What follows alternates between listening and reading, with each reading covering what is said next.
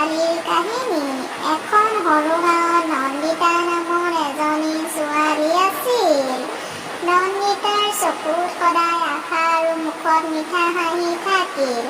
গাঁৱৰ সকলো মানুহে তেওঁক মৰম কৰিছিল, কাৰণ তেওঁ কেৱল ৰূপতেই ধুনীয়া নহয়, মনতো অত্যন্ত ধুনীয়া আছিল।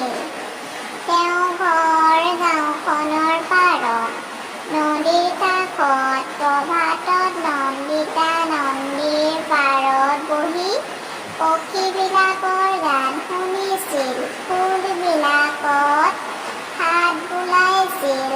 তেওঁ গাঁৱৰ ল'ৰা-ছোৱালীৰে পাঠশালালৈ গৈছিল আৰু যিসকলৰ বয়পত্ৰ নাছিল তেওঁ নিজৰ বয়ভাগ দি দিয়ে। এদিন গাঁওখনত বহু ডাঙৰ মেলা হ'ল। মেলাত নৃত্য প্ৰতিযোগিতা আছিল। নন্দিতাই ভাবিলে, মই যদি নৃত্য কৰোঁ, মাত্ৰ নিজৰ বাবে নহয়, গাঁওখনৰ নাম উজ্জ্বল কৰিব লাগিব। তেওঁ ৰাতিয়ে দিনে পৰিশ্ৰম কৰিলে।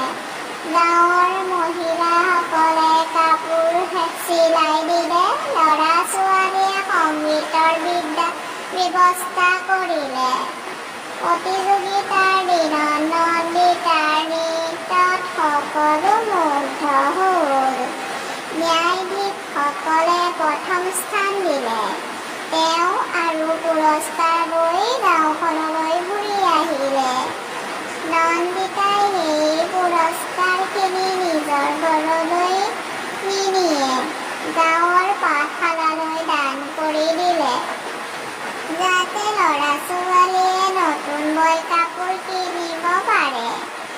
তেওঁৰ এই সঁচা মৰম উদাৰতাই গাঁৱৰ সকলো মানুহক শিকালে, ধুনীয়া কেৱল ৰূপৰ বাবে নহয়, এটা ধুনীয়া মনেই মানুহক সঁচা অৰ্থত ধুনীয়া কৰে।